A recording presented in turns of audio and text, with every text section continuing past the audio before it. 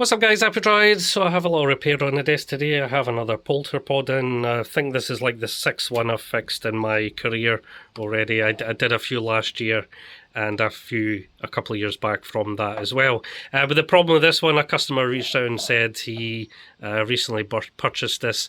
I'm not sure if it's direct from the seller or if it's a used one, whatever it is, but basically arrived to him and it wasn't sweeping.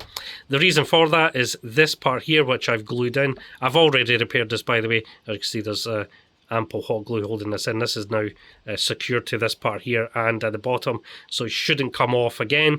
But this whole part was basically just dangling inside there. It had been glued at the bottom, but it eventually came loose. So what is that actual servo? It's one of these little things here. It has one of these inside there, and as you can see at the bottom there, there's a little radio board. On that radio board there's a little tune pot, which this basically sits on top. This is one of the little things which this sits into.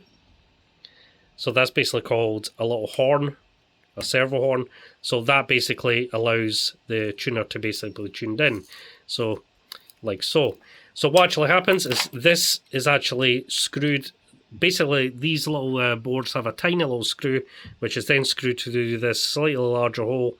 And even though it works, right away, eventually that's a failure point, because with the constant turning, that little screw wears away the little plastic inside, and eventually this will just turn without actually turning the tuning dial, because the tuning dial is quite hard to kind of turn. It takes a fair amount of torque to basically get that going. Even though the little servo is capable of doing it, it's connected in a way which I'm not very keen on. What I used to do is I used to use little pots like this and basically replace the little pot inside here, and I used to basically jerry rig that on there like so. With a little coupler, which was a much more reliable way to do it. But that was way back in the day. This is, I now use the little Arduino Nanos as a sweep controller because it doesn't have any mechanical parts. It's a lot more reliable in that sense. Anyway, all I had to do was basically take off the little screw. I've replaced the broken one. Here it is here. As you can see, it's, the hole is fairly large. It's worn away a little bit. Inside here, I don't know if you guys can see, there's basically the screw basically falls right through that hole. So this one here is a slightly different one. It has a smaller hole in it. I've also put a little washer around it to basically prevent it. So the screw is almost like this one, like that, except it doesn't have the washer part on it. I don't know if you can see around the edge. So I've added a little washer, and basically that'll fill inside there a little bit better and basically keep it on there much more better than it was. It will eventually fail again. It's just the way it's designed. My job is just to get working again. Hopefully it'll last for a while. If not, it'll need to be replaced in some other way. I would probably recommend just using a sweep controller instead of the servo. It's much more reliable in that sense. But as you can see, there's not a whole lot in here. Another problem with this as well is the wire for the speaker. As you can see, it goes into here. That's the speaker inside there. That goes down to the bottom there. One of the wires were loose as well. I just basically soldered that on, put some hot glue in it to stop it coming off again. And the reason that happens is basically, as you can see, is a fault by design. Ideally, to prevent it, the wire should be silicone, something like that, to basically prevent it, torquing over time when you're turning it.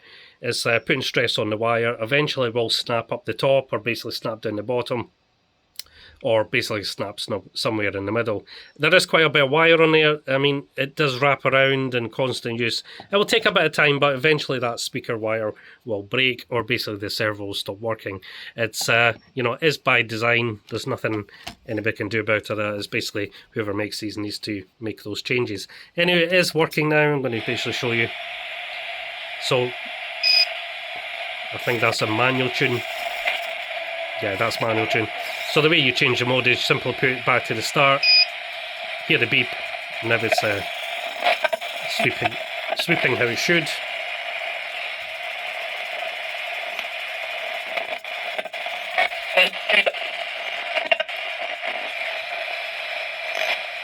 Like so.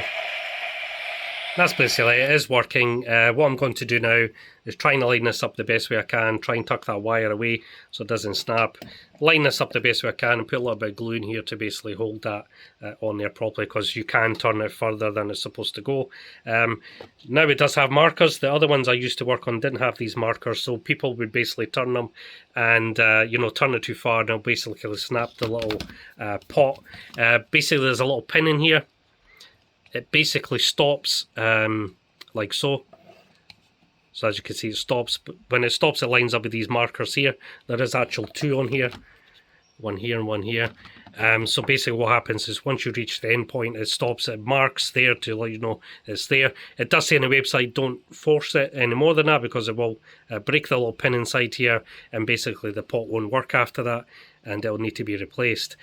So yeah, that's one of the issues with these as well. And that's purely just because that's a little pot. It's only really designed to have, a little knob on the top, something, like a 1/2 inch wide or something like that. It's not designed to have a big knob this size on top, so it's quite easy to strip that little pin out inside. So that's something to be very mindful of as well. Anyway, as you can see, there's not a whole lot in here. It's what it is. These things are what they are. If you're happy with how they look and how they perform, that's entirely up to you guys. I'm just letting you guys know the potential flaws with these. I've fixed quite a few of them over the years, the last few years. This is, I think it's the 7th one now.